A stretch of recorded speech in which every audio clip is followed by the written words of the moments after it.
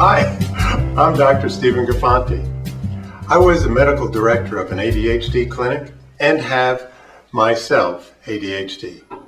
I help moms with active kids or active daydreamers to bring peace and healing to their hectic lives. Do you have a child who was an escape artist long before it was safe for him or her to go outside alone? Or how about a child who deliberately irritates his brothers and sisters, but has no tolerance for being teased back? Does your child simply hate every second he spends in school? If you know your child has the talent to be extraordinary, if they would just cooperate with their teacher, their boss, or even you, then I can help. You see, even though I am a medical doctor today, I started out with all those problems. I was kicked off the school bus 3 months into kindergarten. By the end of my kindergarten year, my mom was told by the principal she was never to bring me back to that school again. My grammar school was a little different. By 7th grade, the nuns had had enough. And my mom, once again, listened to a litany of reasons I should be kicked out of school. A month before I was to graduate high school, I was expelled. And just in case you think medical school was any better, in my junior year, the dean of the College of Medicine brought me in to discuss my expulsion. Many ask, how did you manage to graduate medical school? I would have to say my parents were key. They were excellent in convincing the principal that I should stay, and while my teachers, principals, and I all thought I shouldn't go to school, my parents firmly disagreed. They saw the potential that none of us saw. In fact, I do this talk to help the parents with kids like me. My mom started worrying about me when I was 2 years old and figured out how to open the kitchen door and go outside. It wasn't that outside was so bad, but when I got tired, I fell asleep in the middle of the road. Mom locked the door. I pulled the drawers out and used them as steps to get on the counter and get the key. She gave up on the door and put a fence around the backyard. I went under, over, and through the fence. Eventually, we moved to a house on a dead-end dirt road. I am sure Mom mentioned to me that I should stay in the house, but I don't remember it. In fact, one of the hallmarks of my first 30 years was that I wouldn't listen.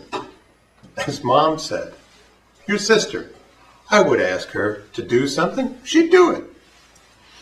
Your brother, I would ask, and if I gave him a good reason for doing it, he would do it.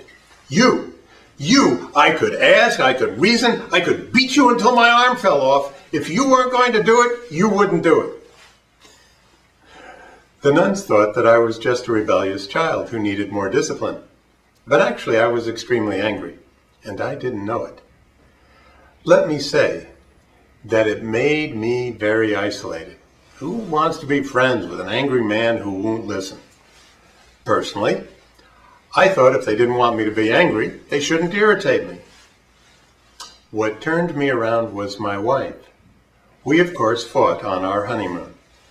When we got home, she walked to the bookshelf and handed me a book, How to Win Friends and Influence People, and said, read this. I read it. I went to seminars. I went to counseling. I tried everything I could to be the husband my wife deserved. It was a long struggle of learning and healing.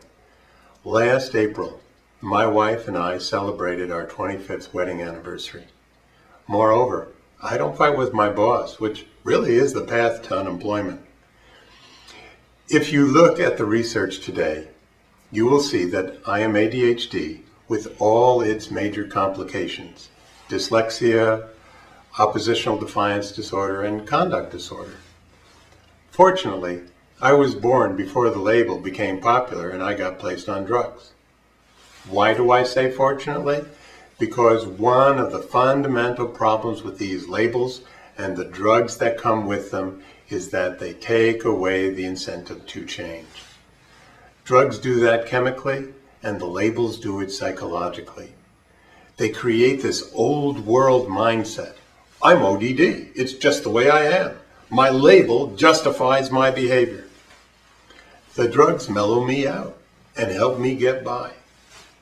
Today, we can't afford to waste our children's lives just getting by, because they won't get by forever. In 2005, Oregon Health and Science University reviewed over 2,200 studies on ADHD and found no clear evidence that the drugs worked. They reviewed even more studies in 2009 with the exact same result.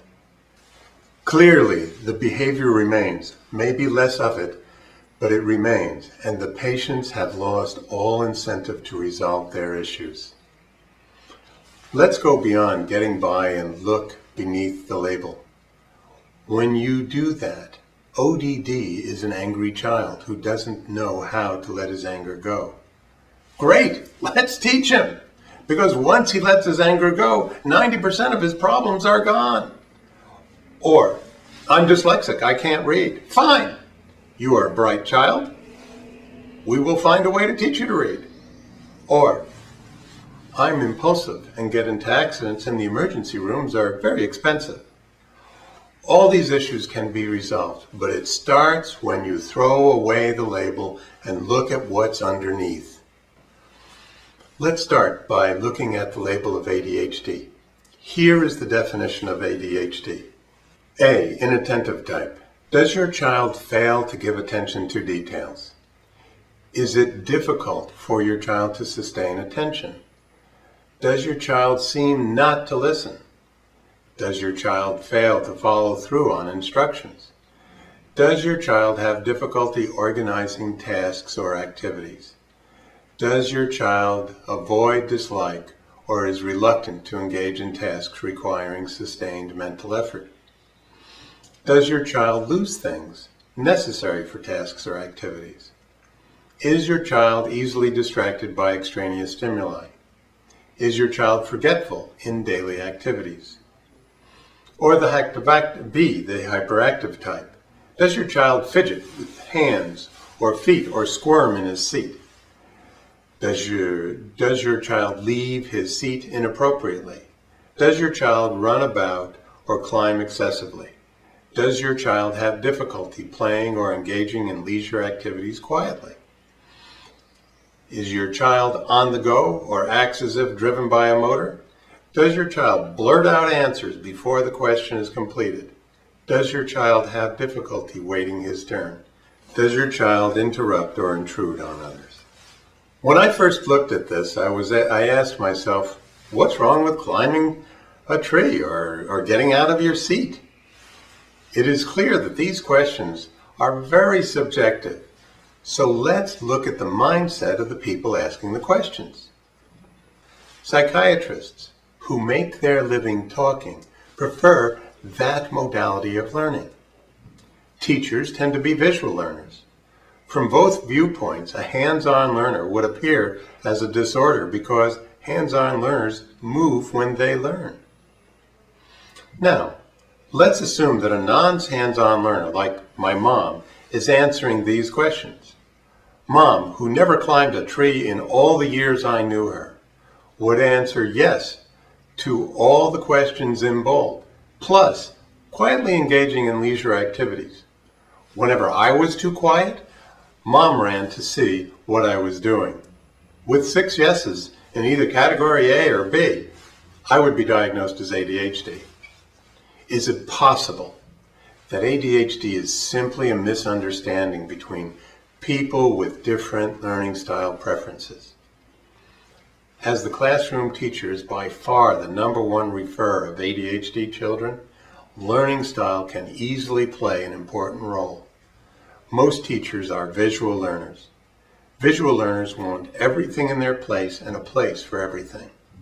Too much clutter or visual chaos, and they can't think. In fact, visual learners will often clean up before they start a project. They expect students to sit still and look at them to listen. Anatomically, we listen with our ears, and we are capable of listening while we walk or bounce or roll around on the floor.